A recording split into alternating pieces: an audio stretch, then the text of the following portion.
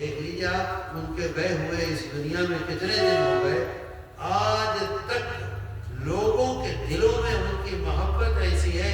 میری کیا حیثیت ہے؟ کچھ بھی نہیں. اگر میری نسبت حضرت مدنی نور اللہ مرقدہ سے براہ راست نہ ہوتی تو مولانا سفیان کبھی اپنے گھر میں نہ گھسنے دیتے. آج اپنا بستر، اپنا گھر، اپنا سب کچھ میرے لیے. آج آپ اتنے لوگ بیٹھے ہیں، ایک بھی نہ بیٹھا نظر آتا. تو ان کے اندر کتنا کمال تھا جب نسبت میں یہ کمال تھا.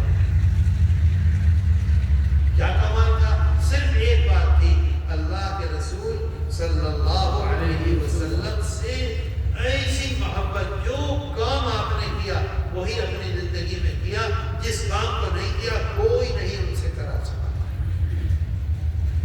اور ان طلبہ کے لیے ان کا ایک واقعہ سنا دوں، پھر اجازت کیوں گا. دیکھو 11:30 ہو گئے. جس زمانے میں دیوبند میں انہوں نے تعلیم حاصل کی، حضرت گنگوئی حضرت شیخ الہند رحمۃ اللہ علیہ کے خاص شاگرد تھے. 7 سال دیوبند میں پڑھا. اس سے پہلے مڈل اسکول میں کر کے آئے تھے، اور جس سال فارغ ہوئے اسی سال دادا مرحوم نے فیصلہ کیا مدینہ منورہ ہجرت کا. حضرت شیخ الہند رحمۃ اللہ علیہ حضرت گنگوئی رحمۃ اللہ علیہ کے پاس لے کر گئے بیعت کرانے کے لیے. خود نہیں بیعت کیا، حضرت گنگوئی رحمۃ اللہ علیہ نے بیعت کیا. کوئی سبق نہیں دیا. خود فرمایا کہ ہمارے آپ کے سب کے بڑے سید الطائفہ حضرت حاجی صاحب موجود ہیں مکہ مکرمہ میں، وہ تمہیں سبق دیں گے. مکہ مکرمہ میں 2 مہینے رہے حضرت حاجی صاحب کے پاس. اس کے بعد یہ لوگ مدینہ منورہ کے لیے روانہ ہو گئے. اس وقت ابانی کی عمر 18 یا 19 سال تھی. اس زمانے میں آنا جانا جو تھا وہ اونٹ پر تھا. اس شدید گرمی میں دن میں سفر نہیں ہوتا تھا. جگہ جگہ منزل تھی، وہاں رکتے تھے. رات میں چلتے تھے، صبح 8-9 بجے تک رک جاتے تھے، سارے دن رکتے تھے، پھر رات میں چلتے تھے. اونٹوں سے سفر ہوتا تھا. 8 دن میں پہنچتے تھے. چوتھے دن اونٹ پر بیٹھے ہوئے تھے. آدھی رات میں اونٹ پر بیٹھ کر کوئی سو نہیں سکتا.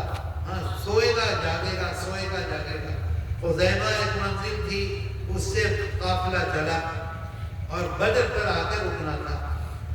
خزیمہ اور بدر کے درمیان میں خود لکھتے ہیں، یہ کسی دوسرے نے نہیں لکھا کہ یہ سمجھو کہ پتہ نہیں جھوٹا ہے کہ سچا ہے. خود لکھتے ہیں کہ خزیمہ اور بدر کے درمیان میں آدھی رات میں اونٹ پر بیٹھے ہوئے تھے کہ زندگی میں پہلی مرتبہ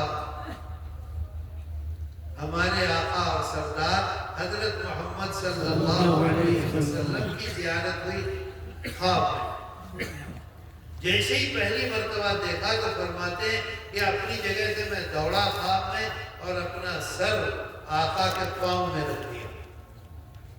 ایسے آقا نے دونوں ہاتھ اس میں ڈالے اور ایسے کھڑا کیا اور کھڑا کر کے فرمایا کہ بولو کیا مانگتے ہو. کیا فرمایا؟ کیا کہیں گے؟ بولو کی چاہو. سمجھ گئے بات کو؟ کون کہہ رہا ہے؟ ہمارے آقا اور سردار حضرت محمد صلی اللہ علیہ وسلم فرماتے ہیں بولو کی چاہو. اگر ہم سے فرما دیں کہ بولو کی چاہو تو ہم تو کہیں گے جنت چاہیے، عزت چاہیے، مال چاہیے، اولاد چاہیے. یہ سب کہیں گے کہ نہیں کہیں گے؟ حضرت مدنی قطب عالم شیخ الاسلام والمسلمین ایسے نہیں بن گئے. قطب عالم ایسے نہیں بنے. ایک چیز مانگی، صرف ایک چیز. سمجھ رہے ہو؟ ایک چیز مانگی. فرمایا جو کتابیں پڑھ چکا ہوں وہ یاد ہو جائیں.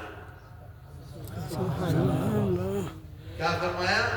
جو کتابیں پڑھ چکا ہوں وہ یاد ہو جائیں، اور جو کتابیں نہیں پڑھی ہیں میرے اندر وہ قوت، وہ استعداد پیدا ہو جائے کہ جب میں مطالعہ کروں تو ان کو سمجھ لوں.